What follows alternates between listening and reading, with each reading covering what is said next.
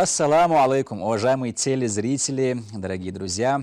Очередной выпуск передачи «Спортивный клуб». Меня зовут Бекхам Магомадов, и сегодня мы в очень, на самом деле, интересном месте, в Национальной библиотеке. В месте, на самом деле, где очень редко наши передачи записываются, поскольку в постоянстве своем это какие-то арены, спортзалы. Ну, вы, если следите за передачей «Спортивный клуб», конечно же, знаете. И интересный гость нашей передачи сегодня — это Ахмад Бимиев. Ахмад, машаллах, салам алейкум. Алейкум ассалам. Давай для начала, чтобы наши зрители были в курсе, я расскажу про твои регалии. Естественно, мне целый список нужен.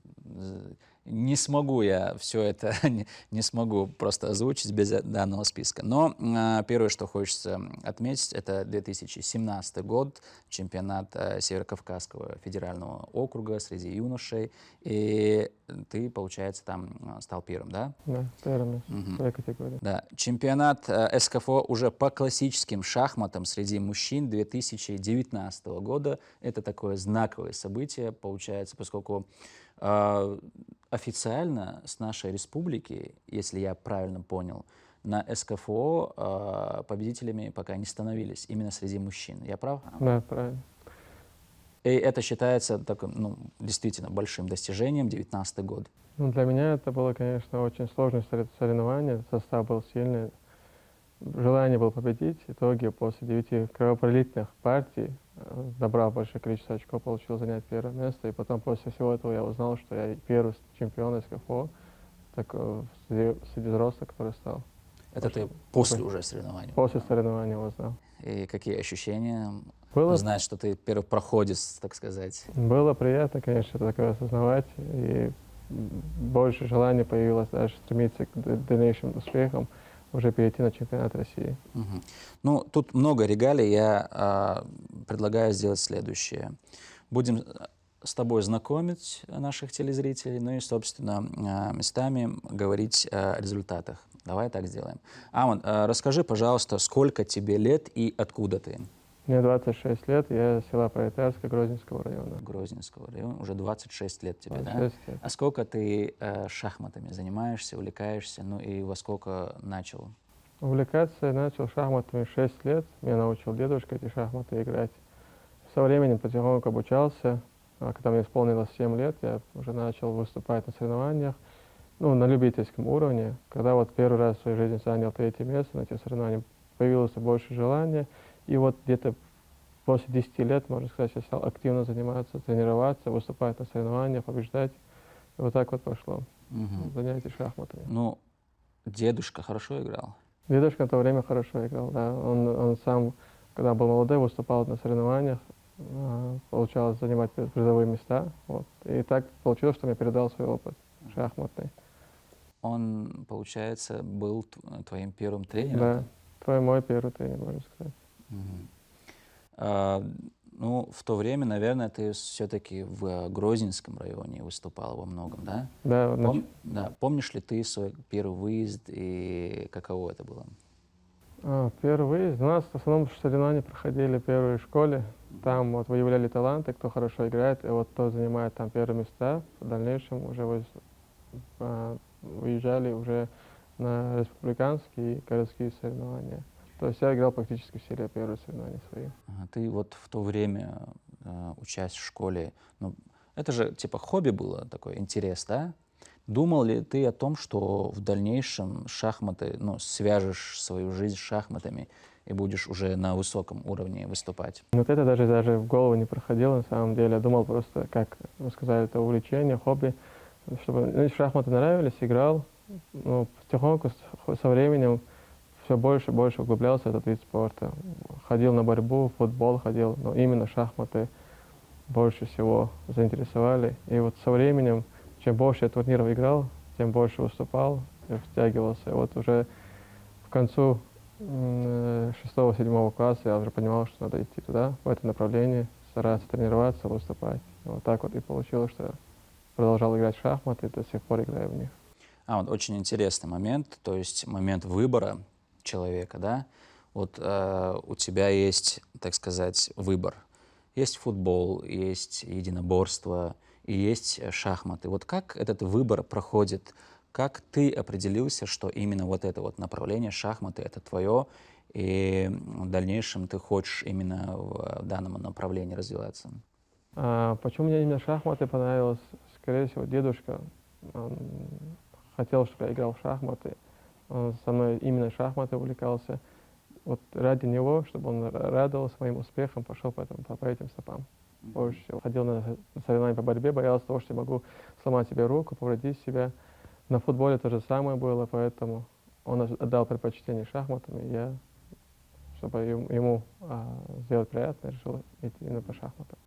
Действительно, ну, сложно сказать, что шахматы — это такой травмоопасный вид, да? Да. Но что касается для головы, насколько, ну, бывает ли такое, что человек углубляется в шахматы и совсем теряет там в некоторых моментах контроль? Такое бывает? На самом деле это не просто вид спорта. Мозг очень сильно нагружается во время партии, потому что для многих, когда позицию смотрят люди, они думают там просто один ход, два хода вперед, типа какой-то ход сделать, а вот шахматисты начинают просчитывать все до мельчайших частей, даже до эндшпиля могут найти ходов 10-15 просчитывать вперед, они видят, какая ситуация возникает. И порой вот на этой партии, допустим, уходит 4-5 часов, минимальное такое время. Называется классический контроль. Получается 10-15 шагов вперед. Да. Это же сколько комбинаций всевозможных. Вот, в зависимости зависит от ситуации, можешь даже считать несколько комбинаций, такое количество ходов, может быть даже один выигрыш, в одну выигрышную комбинацию. И вот на этот счет примерно проходит там, минут 30-20 бывает у этих шахматистов. Они сидят, задумываются, никуда не отвлекаются, они полностью погружение идет в эту позицию шахматную. Там стратегия, тактика, как обмануть соперника, то все туда входит. Ну вот как ты вот сосредотачиваешься, когда вот такие серьезные соревнования, когда нужно проявить себя, когда нужно отключиться от всего? Что тебе помогает в данный момент? Особенно стараюсь придерживаться режима, раньше ложиться спать, рано вставать, чтобы мозг был отдохнувший, не отвлекаться на лишние дела вот, ненужные, то есть телефон, ролики смотреть, и вот это, чтобы мозг был свободный. Это очень сильно влияет на игру в шахматы. И потихоньку подготовка идет к турнирам, разрешение задачек тактических, подготовка, изучение брата, дебютов, который проходил, чтобы все во время партии быстро вспоминать и играть без трудностей. Ну вот этот момент, я имею в виду, именно момент, когда ты видишь, что так, нужно сделать такой решающий ход, просчитать все ходы, да, и вот сейчас мне нужно задуматься, мне нужно все просчитать, я все убираю, все мысли. Как ты вот переключаешься, как это в твоей голове все это происходит, интересно?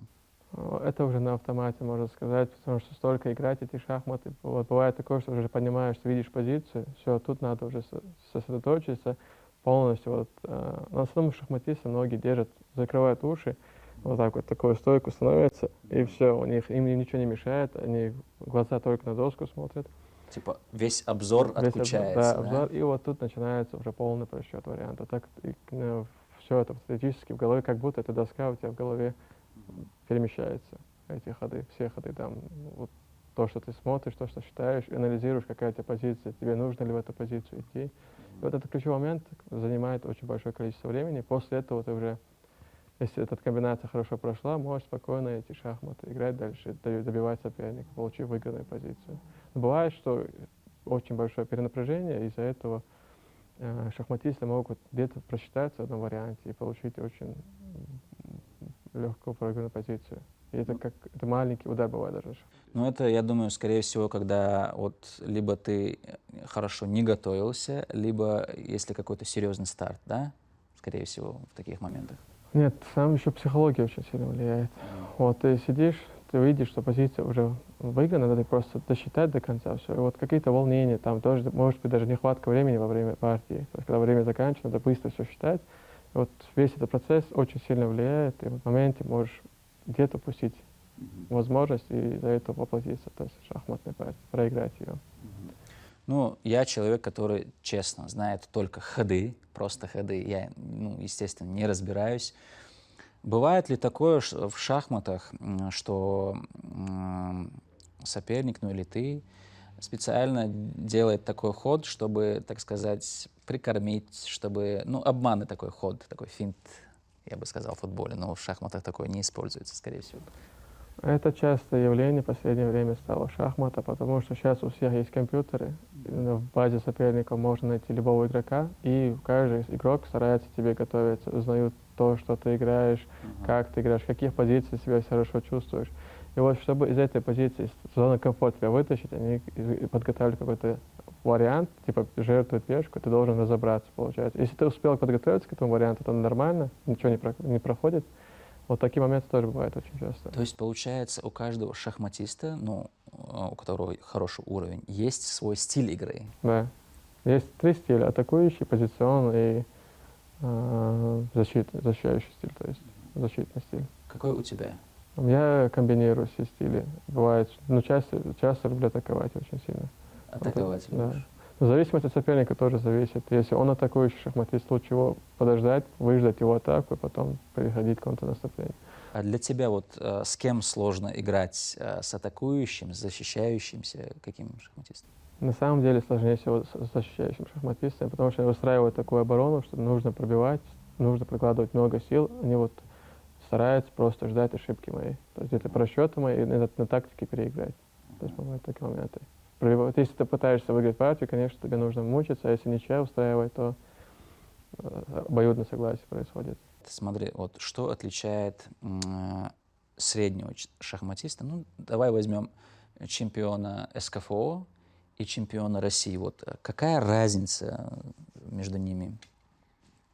Наверное, больше чемпион России больше уделяет для занятий в шахматах, скорее всего, потому что то есть достичь такого успеха не получается, если ты будешь мало тренироваться. То есть они уделяют день шахматам, может быть, 8-9 часов каждый день занимаются. А чемпион СКФО, скорее всего, поменьше. У него, наверное, основная работа. Да. И час или полтора это на... Насколько важно вот именно к данной теме, насколько важно развиваться, имеется в виду дома у себя, да, разрабатывать вот эти ходы, обучаться у сильнейших для тебя, скажем так? И как этот процесс проходит? Насчет развиваться, вот многие думают, вот ты столько играешь в шахматы, что ты изучаешь, в чем смысл, вот ты все практически знаешь. Но вот когда ты в шахматы не играешь определенное время, у тебя мозг уже начинает, ну, перестает работать, можно сказать. То есть стоит какая-то позиция, на самом деле, если ты находишься в хорошей форме, он выдает сразу комбинации какие-то разные. Вот когда перестал тренироваться, прошло некоторое время, ты просто элементарные ходы не видишь. Вот такое бывает. И поэтому все время повторять изученное очень сильно влияет тактическое зрение, потому что надо постоянно их решать. В день я раньше выполнял по 1000 задачек, по 500 тысяч перед турниром, чтобы мозг просто видит позицию, сразу старался находить правильный ход и в этот моменте рассчитывать варианты. То есть всегда нужно совершенствоваться шахматом, если ты профессионально занимаешься этим видом спорта. Можно ли сказать, что ты профессионально занимаешься на данный период времени? Ну, если я до сих пор не бросил их, можно сказать практически, что это так и есть. Сколько ты уделяешь в день времени на тренировки? Сейчас раньше больше уделял времени, старался, потому что молодой был, свободное время больше было. Сейчас как бы хотя бы 2 часа это нормально для меня в день, вот так посмотреть партии, там поиграть, что-то изучить для себя, вот, держать какую-то форму, так можно сказать, не усиливаться так сильно, а держать форму. Ну, я так понял, не бывает дня, чтобы ты не занимаешься или что-то там не изучаешь. Не, бывает, прогуливаю иногда. Не всегда, но если честно, иногда надоедает в шахматах, хочется как-то отдохнуть от них, чтобы какое-то желание потом появилось, постоянно играть от них. Очень трудно. Да, кстати, вопрос о мотивации. Это очень важно, я думаю. И вот как ты мотивируешь себя, так и дело, так сказать, пойдет. Как у тебя с этим дела обстоят? Ну, мотивация в плане того, что там хорошие призовые на соревнованиях, поэтому больше мотивации появляется.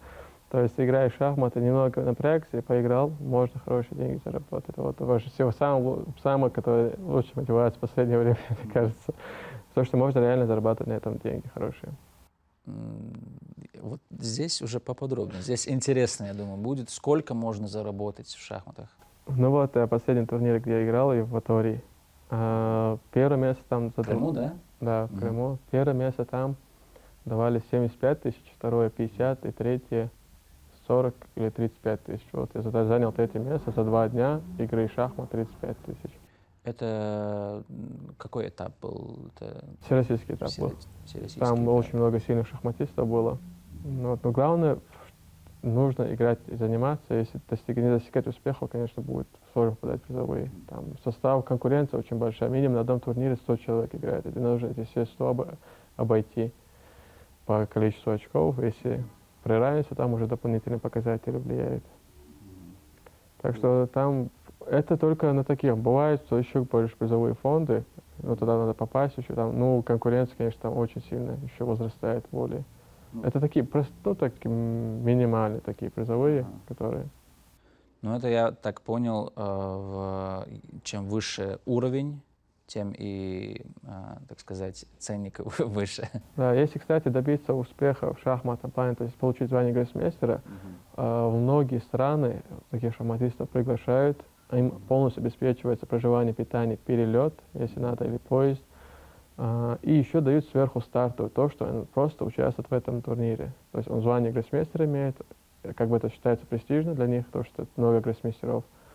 И вот, и помимо того, что ты получил стартовый, там может быть разное количество суммы, в зависимости от ситуации, от турнира. И получаешь еще, если займешь призовое место, получаешь приз дополнительно. Так что условия хорошие для шахматистов. Я уверен, многие наши телезрители, собственно, и я отношусь к данной категории, вот мы, ну, знаем, что это такая высокая степень, да, гроссмейстер. Но как заполучить, это другой вопрос. Как становится гроссмейстером? Что для этого нужно сделать? Самое трудное, мне кажется, получить звание именно в шахматах, потому что в спортивном направлении более легче. Потому что шахматисты могут уйти на это 10-15 лет, получить звание гроссмейстера. Ну, если талантливый человек, конечно, может быстрее выполнить его. Постоянная игра в соревнования, постоянное совершенствование, полное погружение, можно сказать, в шахматом. То есть он мало отвлекается на какие-то другие дела, старается больше уделять внимание. Именно вот многие шахматисты, которые добивались таких успехов, играли в день просто без остановки, 10 часов занимались шахматами, то есть на сон только тратили время. И вот в процессе такой активной тренировки и игры в шахматы можно добиться успеха. Аман, я имею в виду, вот ты, чтобы стать гроссмейстером, что должен пройти? СКФО должен первым стать, на чемпионате России должен первым стать. Как это все суммируется, чтобы у тебя было звание гроссмейстера? Ну, обязательно становиться даже чемпионом СКФО не нужно. То есть это особенно влияет рейтинг. То есть ты играешь в каком-то соревновании, в соревнованиях играешь, там в зависимости, как ты выступишь. Бывает то, что сильный состав, ты не попал в тройку призеров, но у тебя получилось набрать очень хорошее количество очков, и там есть перформансы, средние рейтинги. Вот благодаря им по подсчетам, то есть если выполняешь балл, и у тебя идет повышение рейтинга, вот при суммировании нескольких 3 баллов гроссмейстера ты получаешь автоматически это звание. Даже ты можешь не становиться чемпионом России, то есть ты играешь в таких турнирах, просто добиваешься хороших успехов. Допустим, из 9, 6,5, 7 очков набрал, но с сильным составом. И тебе средний рейтинг, все это подсчитывается, и выдается официальный балл. А кто это звание дает? Есть такая федерация, ФИДЕ, то есть они все контролируют, все смотрят, им присылаются все отчеты турниров, кто как сыграл, они все этот рейтинг, обсчет ведут. Все партии, которые там сыграны у тебя есть в интернете, могут проверить на читерство. Кстати, читерство очень в последнее время очень развито, из-за этого очень в шахматах идут разборки, ссоры. Так что получается то, что именно игра в шахматы, в турнирах с сильным составом, можно так выполнить звание гроссмейстера. Но обязательно нужно результаты показывать. Если в одном турнире хорошо сыграл, он у тебя повышается рейтинг, в другом турнире какому-то 2 слабым игрокам проиграл, он и рейтинг у него падает. То есть у каждого шахматиста есть свой рейтинг вот на данный момент, да, получается? Какой у тебя рейтинг? У меня сейчас 2,354. 2,354. Это что значит? То есть 2000 среди 2000 человек, да, ты? Нет, там по всей России. Ну, там как идет, считается, вот 2-300 рейтинга это мастер ФИДЕ считается по онлайн, это по ФИДЕ сайту. А вот 2-400 международный мастер и 2-500 это уже гроссмейстерское звание. Вот, то есть пункты. В одном турнире ты можешь набрать, допустим, пунктов 40-30. Можешь спустить до 100, можешь вот так он колеблется. Поэтому шахматистам лучше всего стараться играть с сильными шахматистами. Так, мы о твоих результатах говорили на 2019 год, да? Тут же в 2019 году ты стал бронзовым призером этапа России, это по быстрым шахматам, многократный чемпион республики, но это да, об этом даже не стоит упоминать, я думаю. Тут же у нас многократный участник Высшей лиги России по классическим шахматам, и первое место в командном чемпионате СКФУ, второе место на фестивале «Кавказские игры». Но об этом мы тоже упомянули, да? Вот это до 2021 года. Вот сейчас какие у тебя результаты? Есть ли такие последние хорошие? Последний это я выступал в Севастополе, вот соревнования, о которых говорили. Вот там участвовало больше 100 участников. Из них это гроссмейстеров 8 было, потом международные мастера, я там мастер ФИДЕ звание имею. И вот по итогу 11 туров набрал 8,5, и у 3 человек так было. Вот мы в дележе, я занял 3-е место, получается. После этого мы поехали на соревнования в Пятигорск. Там тоже проходил такой же всероссийский турнир, где принимали участие 90 человек. Вот то же самое. Почему-то мне в последнее время не везло с дополнительными показателями. Там тоже в дележке у меня 9 очков, набрал на полочка больше, чем в том турнире. Все равно по дополнительным показателям занял 3-е место. То есть вот такие 2 сильных турнира и 2 бронзовые медали. Ну, ты активно участвуешь, где-то показываешь результат, где-то не получается. Но самое главное, есть активность. Да, стараемся эту активность проявлять в активность. Вот, скажи, пожалуйста, вот на данный момент есть ли у тебя тренер, или ты занимаешься сам? В начале, на первых стадиях у меня был тренер Ваха Ахмедович. Он меня обучал. После этого я как-то перешел на самостоятельное обучение, то есть сам тренировался, сам изучал. Как-то так. Тренера даже сейчас, даже тренера нет. Но больше можно сказать, что я сам стараюсь с ним шахматами заниматься. То есть я сам понимаю, что мне нужно, где мне нужно усиливаться вот в этом плане. А вот сам, может быть, ты тренируешь, какая-то секция у тебя шахмат, может, есть? Да, я в математической школе тренирую. Там у нас очень хороший коллектив, который мне помогает, постоянно поддерживает, особенно директор Луиза Салмановна, такая же Луиза Салмановна. То есть вот там у меня проходят кружки, веду дополнительный кружок. Сейчас мы планируем там создать шахматный клуб, где мы будем собирать сильных ребят с разных школ. И вот под одной шахматной гидой играть, выступать на соревнованиях и добиваться успехов в этом плане. В шахматах, то есть. Помимо вот секции шахмат, вот чем ты занимаешься? Есть ли у тебя какая-нибудь другая работа? Учишься ты где-нибудь? Расскажи, пожалуйста, о себе.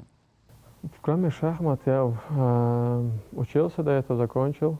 В 2019 году больше не хочу туда куда-то лезть. Что это за направление? Но я по своей специальности закончил педагогический университет, физфак, и чтобы работать тренером. И помимо этого, больше, есть свободное время, как-то пытаюсь развеяться, отдохнуть, вот так вот, так, чтобы как-то загружать себя, не стараюсь. Ну, помимо того, что теннисом играю настольным. Настольный теннис? Да. Ты хорошо играешь? Неплохо. Я тоже считаю, что я неплохо играю. Может, как-то нам нужно матч устроить. С радостью. Да, какое-то еще хобби у тебя есть помимо? Хобби. Если смотреть фильмы, это хобби, то только так. Почему бы и нет? Делать, если анализ, там... Больше именно вот шахматы занимает много времени. Вот приходится, чтобы готовиться к занятиям, самому готовиться, это все занимает много времени, устаешь сильно, и вот как-то на другие дела не хватает времени. Как-то отвлекаться. Вот ты заметил, что именно в информационном поле, пространстве в последнее время именно о шахматах много говорят? Это очень даже радует, что так говорят про шахматы. Сильная такая популяризация идет у нас в республике. Самый толчок, который был вот после выхода сериала «Ход королевы», вот, ну, вы помните, вот в этот момент реально во всем мире шахматы вот 5 раз сильнее стали интересоваться. Все люди начали искать более активно тренеров, покупать шахматы, чтобы детей туда отправить, чтобы они занимались. Вот, и сейчас темп не сбавляется, а потихоньку набирает обороты. Мгм. Вот чем полезны шахматы? Стоит ли родителям задуматься о том, чтобы отдать свое чадо, своих детей на секцию шахмат? Или все-таки на вольную борьбу? Насчет шахмат, чем они полезны? Они развивают мышление, анализ, планирование, оценку, память. То есть очень много моментов, которые развивают шахматы. Ну, конечно, вольная борьба — это хорошо. Если комбинировать два это вид спорта, можно, я думаю, достичь очень больших успехов. Мгм. Так что, так. Расскажи, пожалуйста, Амад, вот ближайшие старты, к чему ты готовишься? И я думаю, тоже нашим телезрителям это интересно будет. Ближайшие соревнования — это у нас мемориал Гапизов, который должен пройти в Махачкале. Вот, в ближайшее время вот, очень сильные соревнования будут.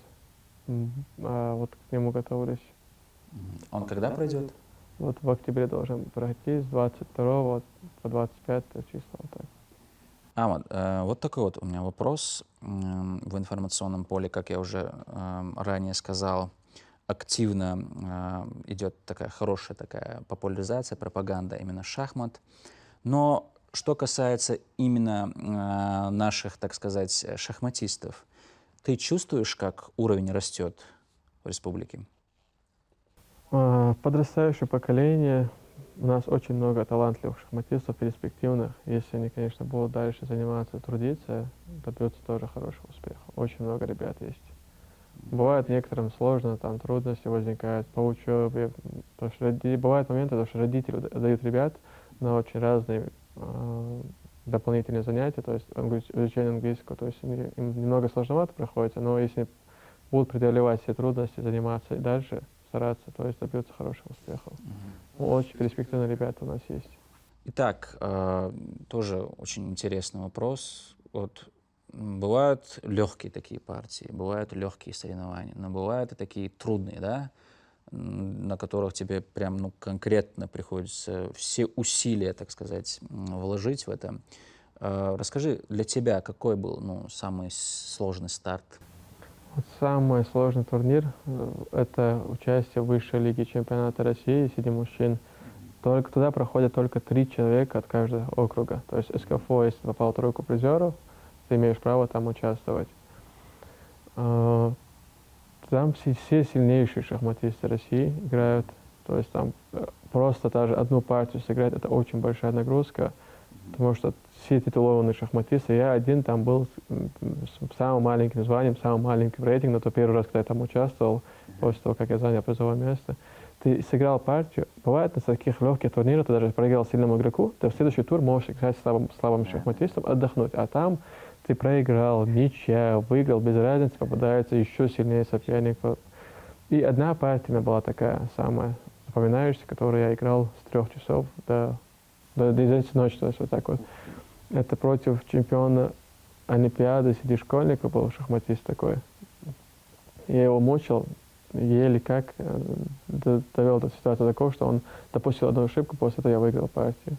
Из-за того, что, наверное, такая затяжная, да? Затяжная. И последняя партия, никого там нету, все судьи на нас смотрят, ждут, пока мы закончим партию, а он не ошибался до этого момента. То есть я пытался его ослабить немного, чтобы он устал.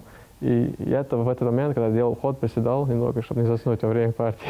А он такой погруженный был. И в моменте маленькая ошибка, все. И он после этого я расслабился и тап-тап-тап уже на автомате добил соперника. То есть создавал трудности на моменте. И вот так вот. А на партии длилось, получается, 7 часов где-то вот так, больше 7 часов, можно сказать. Какие у него эмоции на этот момент интересно были? Реально, вот шахматистам говорят, когда он такую партию проигрывает, он как маленькая смерть для него была. Вот. То есть он очень такие эмоции, которые ты если удержал позицию, держал, она была равная.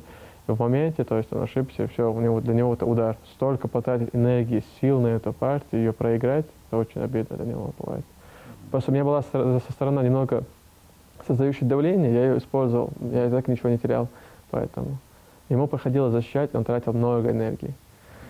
И вот одна ошибка, все, для него фатально закончилась партия. Расскажи, пожалуйста, Амад, вот в России сильные шахматисты, и вот если сравнивать с остальным миром, как ты думаешь, вот на какой рейтинг у России?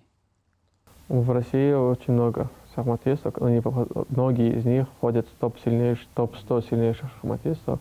Если по строчке посмотреть, мне кажется, Россия это уже третье место по шахматистам, или второе, третье, вот так вот я сказал бы, по силе игроков. А кто на первом, на втором?